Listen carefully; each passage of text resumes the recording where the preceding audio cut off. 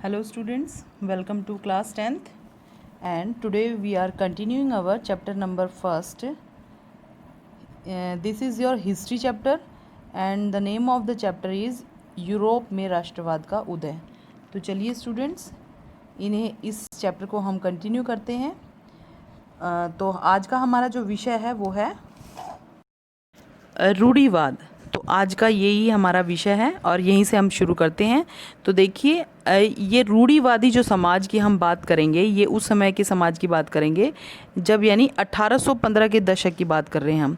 1815 के बाद की जो रूढ़िवादी समाज जो अस्तित्व में आया था उसकी हम बात कर रहे थे। इसमें देखिए 1815 में नेपोलियन को हरा दिया गया। देखिए, मैंने आपको नेपोलियन के बारे में पहले ही बताया था कि ये एक ऐसा शक्तिशाली योद्धा था और इसने बहुत कम उम्र में ये जो उपाधियां प्राप्त की थी और इसने बहुत सारे युद्ध लड़े थे। ये जो था मतलब कुशल योद्धा था, इसके नेतृत्व में बहुत सारे युद्ध लड़े गए और इसने बड़ी कम उम्र में जो है सम्राट की उपाधि यानी ये सम्राट भी बन गया था, राजा भी बन गया था। तो देखिए, ये इतना शक्तिशाली था, ये इस बात का अनुमान हम इसी बात से लगा सकते हैं कि देखिए इसे ऑस्ट्रिया, प्राशा, रूस, ब्रिटेन, ये सभी देशों ने मतलब मिल करके काम किया, तब जा कर के इसे जो है युद्ध में हराया गया।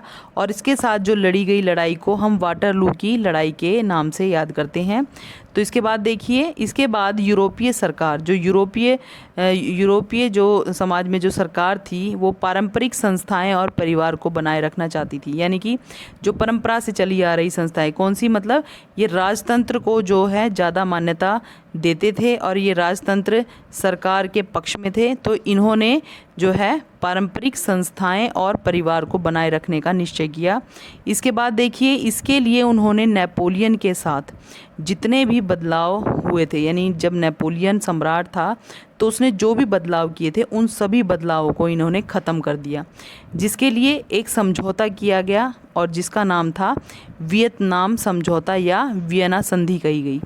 यानी कि जो सम्राट के रहते हुए यानी कि नेपोलियन के रहते हुए जो भी उस समय के जो समाज में, यूरोपियन समाज में जो भी बदलाव किए गए थे उन सभी बदलावों को, यानी कि सभी उसकी विचारधारा से संबंधित जो भी उसने समाज में नयापन लाने की कोशिश की या जो भी मतलब उसने नियम कानून लागू किए थे वो सभी उन्होंने क्या किया, उसे इन सभी को ख़त्म करना पड़ा। और जो है ये सब ख़त्म करने के लिए एक संधि की गई जिसको वियना संधि या वियना समझौता के नाम से जाना जाता है। तो अब देखिए, संधि के जो तहत है मुख्य 3 निर्णय किए गए। कौन कौन से 3 निर्णय थे? सबसे पहला निर्णय क्या लिया गया कि जो फ्रांस की जो सीमाएं थी उन पर क्या किया गया, राज्य कायम कर दिए गए ताकि जो है भविष्य में फ्रांस का विस्तार ना हो सके।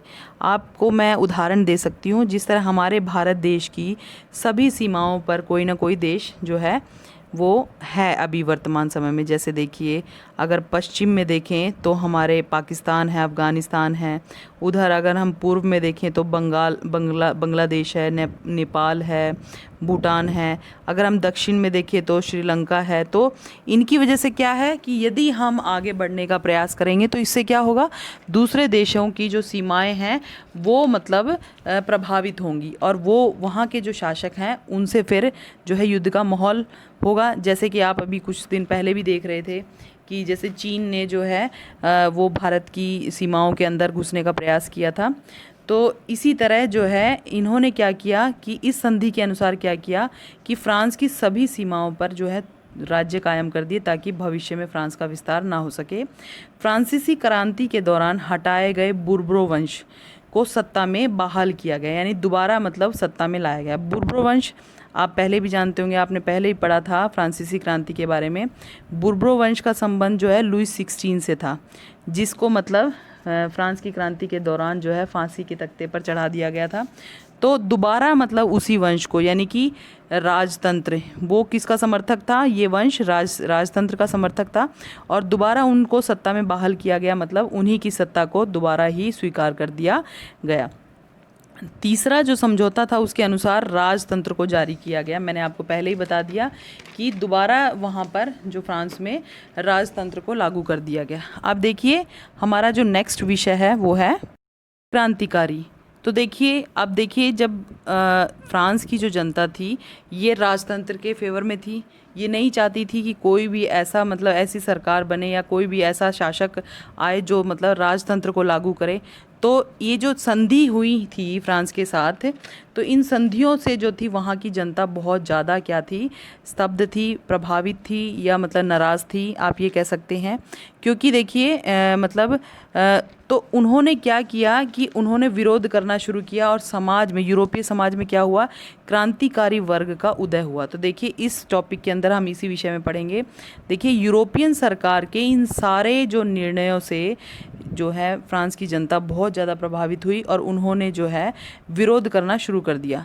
तो इससे क्या हुआ, क्रांतिकारियों का जन्म हुआ। क्रांतिकारियों ने अंदर ही अंदर कुछ खुफिया समाज का निर्माण किया, जिसका मुख्य मकसद क्या था, लक्ष्य क्या था, राष्ट्रवाद को बढ़ावा देना। देखिए, आपने देखा भी होगा, आपने जैसे कि जब हमारे देश में अंग्रेज़ों का शासन था, तो हमारे देश में जो बहुत सारी ऐसी संस्थाएं थी या ऐसे मुख्य जो मतलब ऐसे खुफिया समाज बने थे या खुफिया ऐसे संस्थाएं बनी थी जिन्होंने मतलब देश को आज़ाद करने का बीड़ा उठाया था। और वो अंदर ही अंदर क्या करते थे, वे लोगों को जो है देश प्रेम की भावना या लोगों के अंदर राष्ट्रवाद की भावना भरते थे, जिससे कि जो है देश को आज़ाद करना उनका मकसद होता था। और जो है इसी तरह से आप देख सकते हैं कि जैसे यूरोपियन समाज में क्या हुआ था उस समय कि वहाँ पर जो है यूरोप के साथ जब फ्रांस की जब संधि हुई थी, तो उसके अंतर्गत उन्होंने जो ऐसी शर्तें लागू कर दी और दोबारा जो है राजतंत्र को स्थापित कर दिया, जिसकी वजह से वहाँ के जो लोग थे वो बहुत ज़्यादा नाराज़ थे।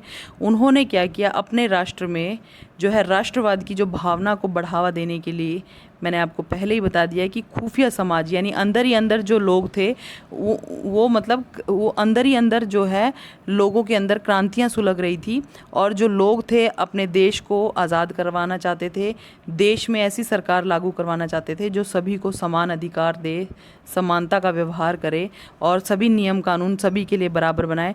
तो इसके लिए क्या था, उन्होंने क्या किया, खुफिया समाज का निर्माण करना शुरू कर दिया।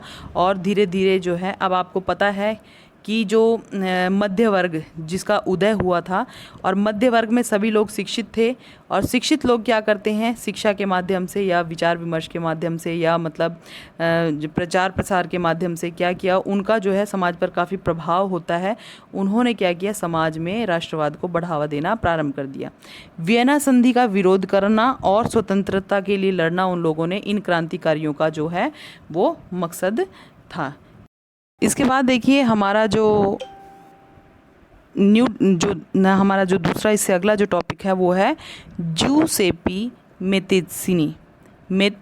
ये देखिए नाम थोड़ा मतलब अटपटा है, आपको मतलब पढ़ने में प्रॉब्लम होगी, मैं आपको दोबारा बता देती हूँ। ज्यूसेपी मेत्सीनी। तो ये देखिए, ये जो व्यक्ति था ये मतलब देखिए ये कौन था, इसके विषय में हम पढ़ते हैं।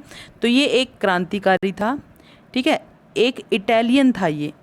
इन्होंने क्या किया था, इन्होंने अंदर ही अंदर दो गुप्त संगठनों की स्थापना की। देखिए, दो गुप्त संगठन थे जो वो किस नाम से जाने गए। देखिए, एक तो था यंग इटली, जिसको जो है मार्सेई कहा गया, और दूसरा था यंग यूरोप, जिसको बर्न कहा गया। तो ये सभी जो थे रूढ़िवादी जेत्सिबी जो मेतेस्नी से ये डरते थे, क्योंकि वह इटली का एकीकरण चाहता था। तो यहाँ देखिए, एकीकरण मतलब वो पूरे इटली को जो है इकट्ठा करना चाहता था और एक शासक के अंडर करना चाहता था। तो ये सभी लोग जो थे इससे काफ़ी प्रभावित थे, क्योंकि जो है इसके अंदर राष्ट्रवाद की भावना बहुत ज़्यादा अधिक मात्रा में थी। तो आप मतलब इन सभी से मतलब सारे पॉइंट्स आपको बिल्कुल अच्छी तरह से समझ में आ गए होंगे।